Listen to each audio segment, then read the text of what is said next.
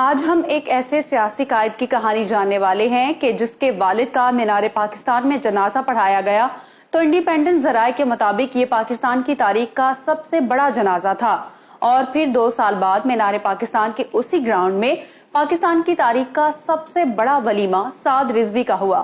کیا آپ جانتے ہیں کہ ٹی ایل پی کے سربراہ سعد حسین رضوی کی اصل طاقت کیا ہے، ان کا ماضی کیسا رہا، اور علامہ خادم حسین رضوی کی زندگی میں وہ میڈیا سے دور کیوں رہتے تھے، اور ہاں سعد رضوی پر نشہ کرنے کے الزامات کی حقیقت کیا ہے؟ تو دوستو، آج کی ویڈیو میں پاکستان کے پاپولر مذہبی ووٹ رکھنے والی تحریک لبیک پاکستان کے امیر حافظ سعد حسین رضوی کی ذاتی زندگی سمیت ان کے بارے میں اہم ترین معلومات آپ کو ملنے والی ہیں۔ تحریک لبیک پاکستان کے امیر حافظ سعد حسین رضوی بنیادی طور پر ضلع اٹک کی تحصیل پنڈی گھیب کے ایک گاؤں کے رہنے والے ہیں، اور ان کا تعلق علوی آوان برادری سے ہے۔ ان کے والد علامہ خادم حسین رضوی تحریک لبیک کے بانی تھے، جبکہ ان کے دادا لال خان زمینداری کے پیشے سے وابستہ تھے۔ علامہ خادم حسین رضوی کی 90 کی دہائی کے شروع میں اپنے چچا کی بیٹی سے شادی ہوئی تھی۔ ان کے بڑے بیٹے سعد رضوی، چھوٹے صاحبزادے کا نام انس رضوی ہے، جبکہ ان کی 2 بہنیں بھی ہیں۔ سعد حسین رضوی کی پیدائش تو اٹک کے گاؤں نکاتوت میں ہوئی، لیکن انہوں نے اپنا بچپن اور لڑکپن لاہور شہر میں گزارا۔ ان کے والد کئی مساجد میں امامت و خطابت کی ذمہ داریاں نبھاتے رہے، اور مسجد سے ملحق ہی انہیں رہائش کے لیے گھر بھی دیا جاتا تھا۔ سعد رضوی نے ابتدائی تعلیم لاہور کے ایک نجی تعلیمی ادارے رائل گرامر ہائی اسکول سے حاصل کی۔ بعد ازاں وہ اپنے والد کے قائم کردہ مدرسہ ابو ذر غفاری میں پڑھنے لگے۔ حفظ القرآن مکمل کر لینے کے بعد سعد حسین رضوی نے 1 سال تک قرأت و تجوید کا کورس کیا، اور پھر انہوں نے درس نظامی میں داخلہ لیا۔ بتایا جاتا ہے کہ حافظ سعد حسین رضوی نے 2 سال کے عرصے میں قرآن حفظ کیا تھا۔ سعد رضوی لاہور کے مختلف مدارس دینیہ میں زیر تعلیم رہے۔ جامعہ نعیمیہ کے پرنسپل ڈاکٹر راغب حسین نعیمی کے مطابق حافظ سعد حسین رضوی کی عصری تعلیم صرف میٹرک ہے۔ انہوں نے درس نظامی جامعہ نعمانیہ اور جامعہ نظامیہ سے اس وقت کیا جب ان کے والد جامعہ نظامیہ میں پڑھایا کرتے تھے۔ علامہ خادم حسین رضوی شیخ الحدیث تھے اور ساری زندگی پڑھاتے رہے، اس لیے ان کا مطالعہ نسبتاً زیادہ تھا، لیکن سعد حسین رضوی مطالعے کے حوالے سے اتنے مضبوط نہیں ہیں۔ اپنے والد علامہ خادم حسین رضوی کے وقت حافظ سعد رضوی لو پروفائل رہے۔ انہیں جماعت میں لوگ جانتے تھے، لیکن میڈیا میں انہیں پذیرائی نہیں ملی تھی۔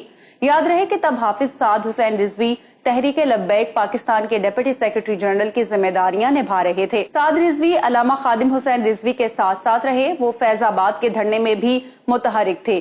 2020 کے آخر میں حافظ سعد حسین رضوی کی شادی کی تیاریاں ہو رہی تھیں۔ 22 نومبر کو سعد رضوی کی بارات نے لاہور سے اٹک جانا تھا، لیکن علامہ خادم رضوی کی بیماری اور پھر اچانک وفات کے باعث ان کی شادی کو مؤخر کر دیا گیا۔ 21 نومبر 2020 کے روز مینار پاکستان لاہور کے سائے میں علامہ خادم حسین رضوی کا جنازہ پڑھایا گیا، جس میں لاکھوں کی تعداد میں عوام الناس نے شرکت کی۔ اسی موقع پر علامہ خادم حسین رضوی کے فرزند سعد رضوی کو ان کا جانشین اور تحریک لبیک پاکستان کا نیا امیر چن لیا گیا۔ جنازے کے موقع پر سعد رضوی نے خطاب میں اپنے والد کے مشن کو جاری رکھنے کے عزم کا اعادہ کیا تھا۔ اگرچہ حافظ سعد رضوی کو شورا کے مشورے سے امیر بنایا گیا تھا، تاہم تحریک لبیک پاکستان کے بانی رکن اور علامہ خادم رضوی کے دیرینہ ساتھی پیر افضل قادری اس فیصلے سے ناخوش نظر آئے۔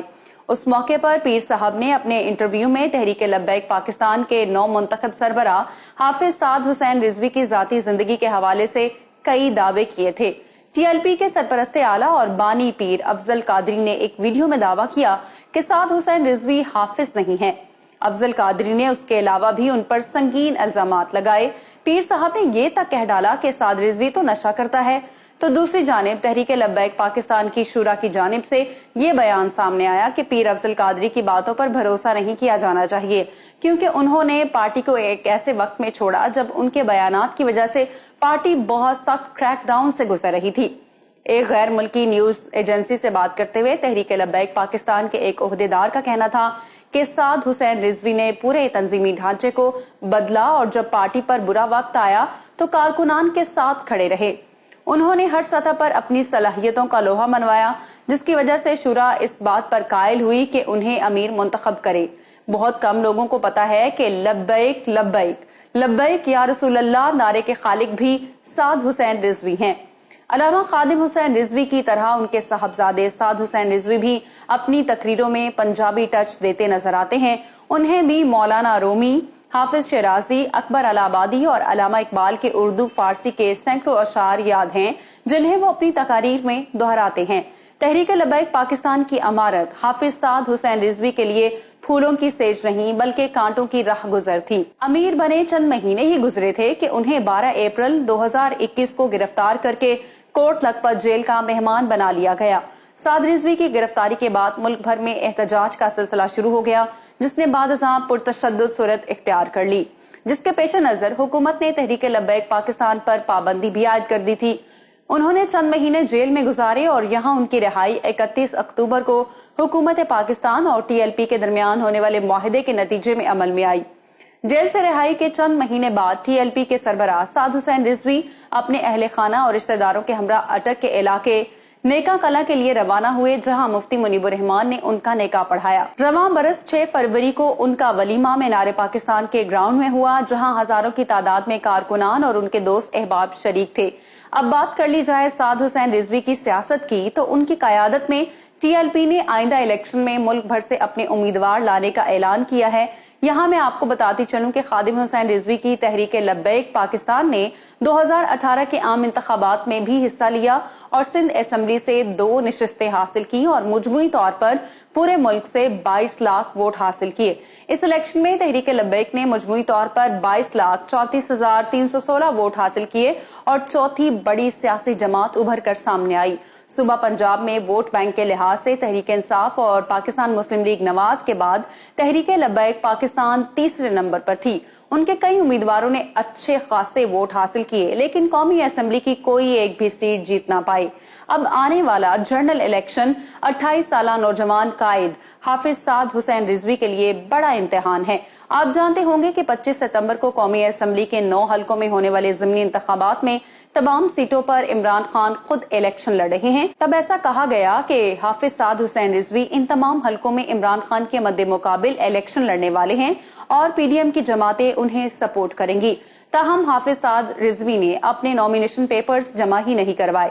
میں امید کرتی ہوں کہ آج کی ویڈیو آپ کو